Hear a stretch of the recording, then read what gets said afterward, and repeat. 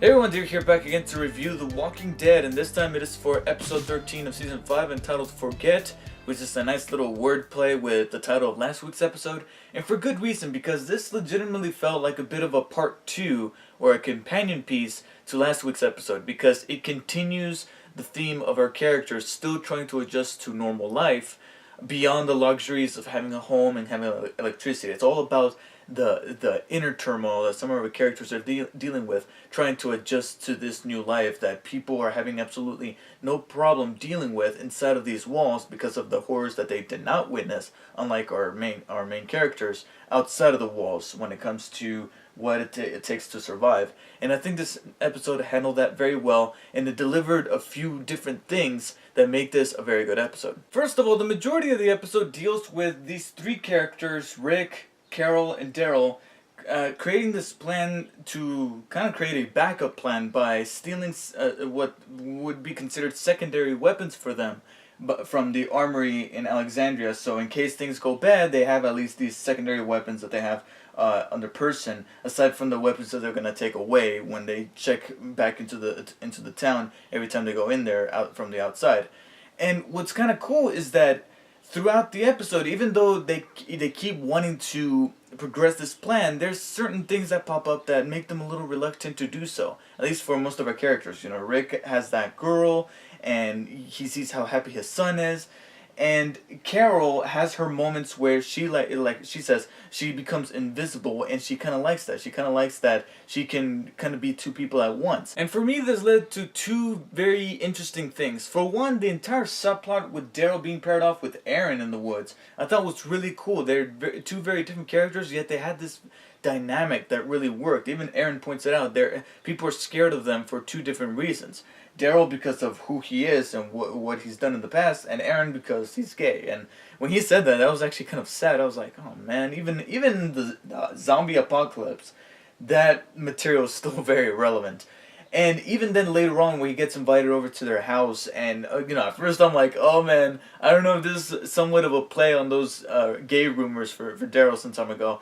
But when he gets invited to the house, this subplot takes a turn for the very endearing, where Aaron reveals that the reason why he didn't have a job specifically is because Aaron wanted him to be the new recruiter because of how he is, because he knows that this guy needs like a fix to be out there in the wild, because that's how he's been this whole time, and that's what he's good at, like Aaron even points out. But then also how Aaron says he doesn't belong out there. So if he finds a way for him to be able to be out there for a little while and then come back and serve a purpose for being out there, then Aaron has a job for him to be the recruiter, and even gives him the parts to create a new bike. And this is a very warm gesture, even in Daryl's mind, that even Daryl says, yeah, sure, I'll do it. Of course, he says it in his own way, but Daryl accepts. He even jokes around with Aaron. And I like the little thing that they're doing with these two characters here, and it was cool. And this also makes Daryl reluctant to even take up a weapon there at the end of the episode. The only thing I didn't like about this subplot so much is actually the one thing that I didn't like about the episode at all, and that is that it's something that I read recently in a review for, I think, last week's episode, but I didn't really see it personally from my perspective. But I tried to keep an open mind. And then in this episode, I actually kind of noticed it. And I'm like, I wonder how many other times The Walking Dead did this. And that is shoehorn in sequences where our characters need to kill walkers because it's called The Walking Dead. And if there's no zombies, people are going, at least casual viewers of the show, are going to be upset because, there were no zombies in this episode and there was just people. And I felt like that happened a little bit when Daryl and Aaron are out in the woods and they confront that horse and they're trying to tame that horse, but then the walkers come in, and then there's that little false alarm where Aaron gets tripped by the walker and gets grabbed, but he manages to cut off the arm, and then Daryl saves him. And I feel like, when the show does that, and it's done it a couple of times, but I never really paid that much attention to it until this episode, where I'm like, guys, I guess you can't really win, because if you don't do that, then you please people like me who are very analytical, and you're like, okay, you didn't have to shoehorn walkers into this particular sequence, but then the casual viewers are going to be upset. But then if you do it the other way around, then the casual viewers are going to be happy, but then people who are very analytical people like me are going to be like, you forced the walkers into this, I didn't like it. So, you just can't make everybody happy. The other interesting part about this entire plot for this episode was everything with Carol, because I'll admit, every time Carol was around those women talking about recipes, and then she goes into the armory and you got those two very macho guys, well, not really macho, but you know, those very manly men going into the armory, and she kind of pretends to be that woman who doesn't really know how to even handle a gun.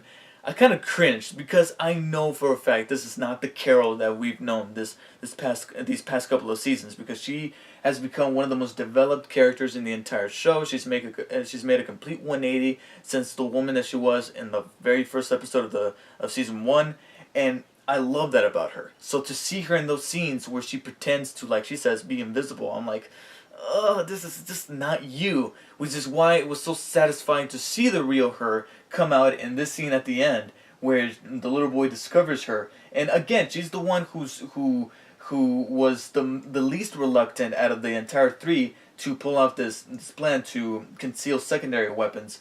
And seeing her in this scene where the real Carol starts to blossom and almost remind viewers like me who were cringing at those moments of her pretending not to be the person that she was. It's almost like it was the show and her saying, hey, I'm not gone, I'm still here. And it was nice to see that in the scene where she legitimately traumatizes this little kid in one of the most humorous ways I've seen The Walking Dead do anything. In fact, this episode had, I'm not going to say it was littered with humor, but it had like a couple of tremendously humorous moments that were really needed because of the level of gravity this show has taken, of how dramatic things could get. I like that there were a couple of moments in this episode that were tremendously humorous. There were like laugh out loud moments. This was one of them where she scares this little kid, and then right afterwards I'm like, please, you gotta end this scene with her saying, they'll make you some cookies. And sure enough, she's like, you'll have all the cookies you want. I'm like, yes! That was the perfect way to end that scene, and it was oh so sweet, no pun intended. And again, there were other moments like that, especially the moment where you got the guy telling Sasha about that one lady wanting a pasta maker, only for the very next scene to have Aaron's boyfriend, tell Daryl, hey, if you ever come across a pasta maker, that was just the perfect moment. However, Rick, Daryl, and Kara are not the only ones that are trying to absorb what seems to be the genuine nature of Alexandria, because you got other characters who are trying to adjust to this regular life. That reminded me an awful lot of PTSD. There are hints in this episode where you see some of these characters reveal themselves wearing normal attire, and even the show sometimes stops for a second and just lets a shot linger on a couple of characters walking into a room, only this time wearing normal clothing, to let the viewer know, hey, look, this is how they used to look like, and here they are trying to adjust. And the show did that, especially during that party scene. And not just that, but also show some of these characters trying to adjust to normal life in the same way that a soldier comes back from a war and has to deal with not only PTSD but also trying to adjust to normal life. Reminding me an awful lot of the recently released movie that has become the new highest grossing movie of 2014 apparently, American Sniper, where Bradley Cooper plays Chris Kyle, the sniper in question. And every time he comes home after a tour, he tries to adjust to normal life, but there's things around him that has him on the verge of setting him off. And I think we see that to an extreme level with Sasha here, because we see other characters kind of have their moments where they're like, I don't know about this, especially Noah in that party scene where he's like, I don't know if this is my thing, and maybe that might be a personal thing because maybe parties are simply just not his thing, but there's that brief shot of all of our characters sitting together trying to party, and some of them are trying to smile, laugh, and have a good time, and then there's a couple of others like Noah who are just like, I don't know. But Sasha's the one who takes it to an extreme level.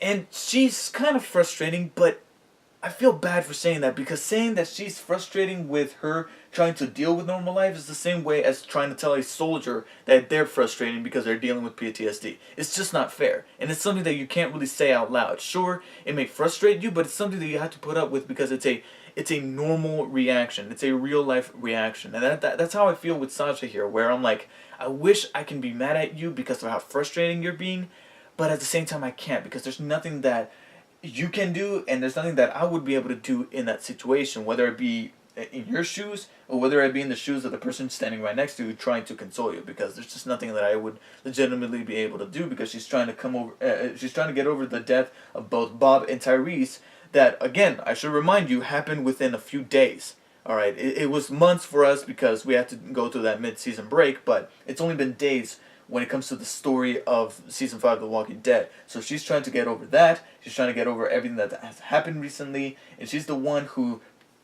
is just not as strong as the other characters, and hopefully that doesn't become a liability, because that's the number one thing that I'm scared of the most with Sasha. So only one last side note before I wrap up, and it's the only thing of big significance that I can think of aside from all the other stuff that happened in this episode, and that is that walker who had the W carved into their head. Okay, what does that mean? It's very...